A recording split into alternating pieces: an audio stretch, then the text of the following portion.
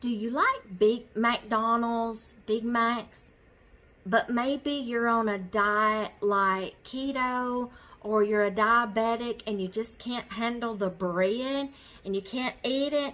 I got a little trick for you tonight. So come on in the kitchen with me and we'll get started, okay? Welcome to our channel. My name is Tracy and I'm the keeper of our home here at 4D Farms, where we're all about faith, family, home, and farm. Y'all come on in and see what we're all about, because we want our channel to encourage you and inspire you on your journey. If you see something that you like, please give it a thumbs up, hit that like button. That helps our channel grow and reach more people.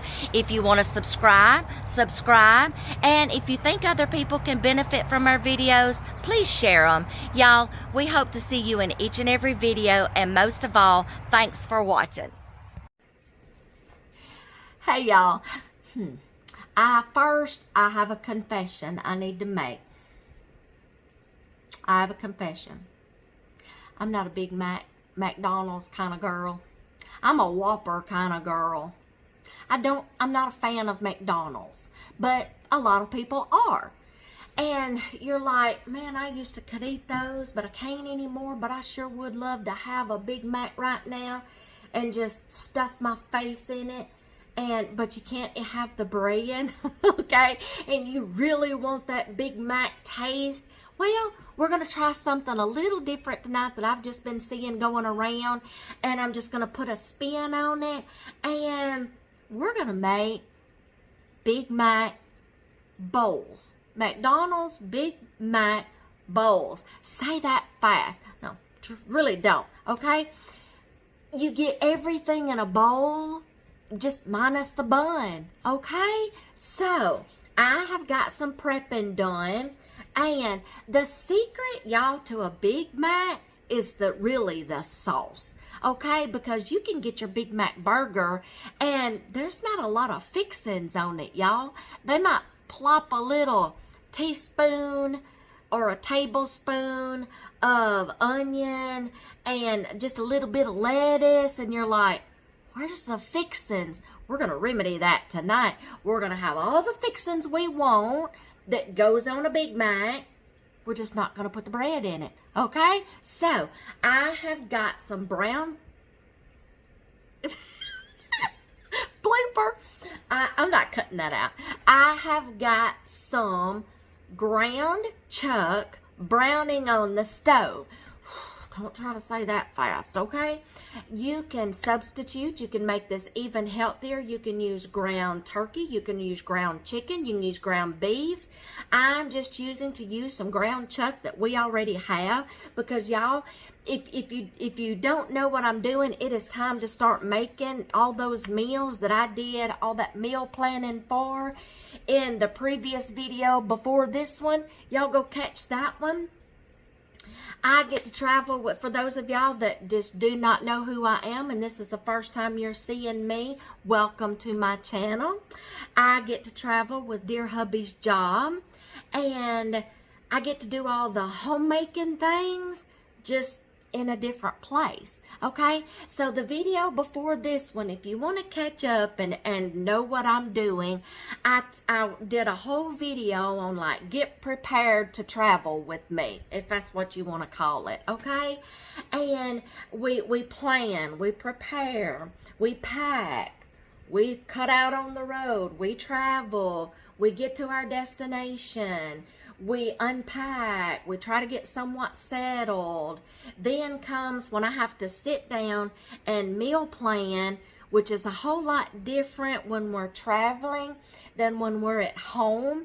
Because if you're seeing us for the first time, we grow a garden, we can and we preserve and we freeze our garden harvest, and I can just go to my freezers and my pantries and grab something and come up with a meal on a whim.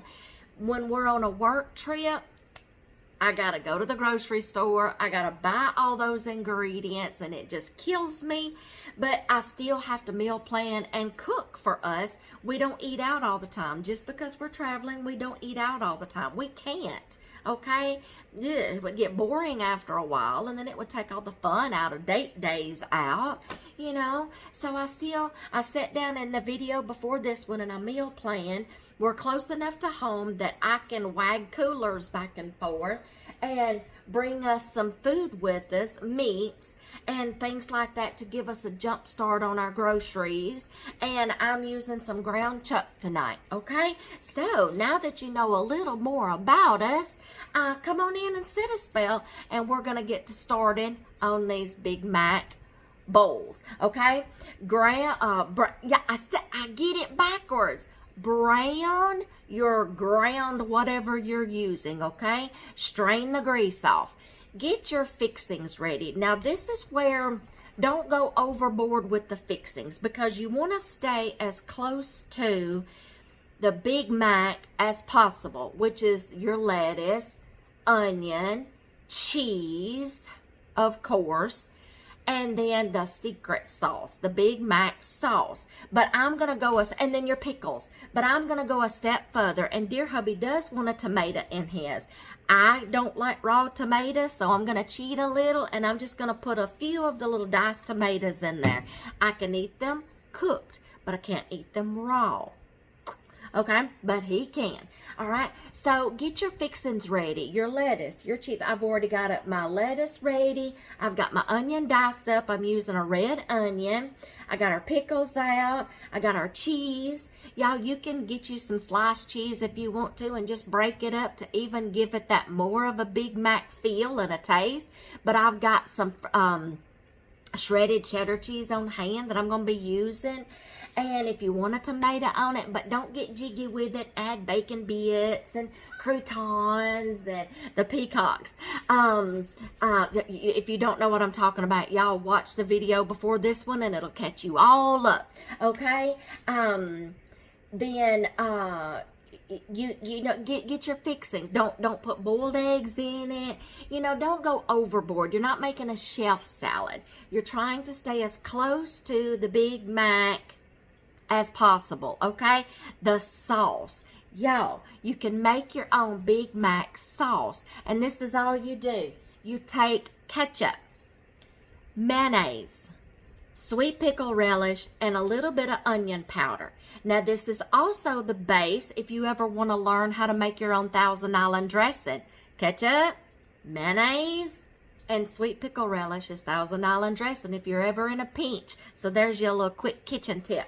But there's a hint of onion powder in their secret sauce. So you just a little pinch. Now taste test this to see if it's to your liking. You may like it more on the ketchup-y side. You may like it more on the mayonnaise-y side. You may want more pickle relish. But y'all, these bowls are designed to where you can put as much fixings on there as you want. Instead of opening up that little bun and like, where's the fixings? Y'all remember that old Wendy's commercial? That little old lady gets on there, where's the beef? Okay? This is like, where's the fixings? Okay? You can put the fixings in here if you want to. Just keep it, the ingredients of the Big Mac, except I kind of cheated. He wants a tomato throat in his. Leave the tomato out if you want it. Authentic Big Mac, okay? Brown your ground beef. Get your fixings ready. Meet me over here by my stove. I'm going to get mine prepared, and then we're going to fix these bowls up, okay? All right, y'all. I got all my fixings ready. I'm fixing to plate this up for us. Well, it's supposed to be in a bowl, but I'm cheating. Because, y'all, my guy's a big guy, and he needs more than a little bitty bowl of salad. So I'm putting ours on a plate. And there you go, guys. Look at that McDonald's Big Mac bowl. But it's on a plate. If you want to put it in a bowl, put it in a bowl. If you want it on a plate, put it on a plate. Like I said, my guy's a big guy, so he needs more than a little bitty bowl. So I'm just going to follow him and do mine on a plate too. There you go. McDonald's Big Mac bowl or plate. Y'all just stay tuned. There's more of those recipes coming that I did all that meal planning for. I'll catch y'all in the next one.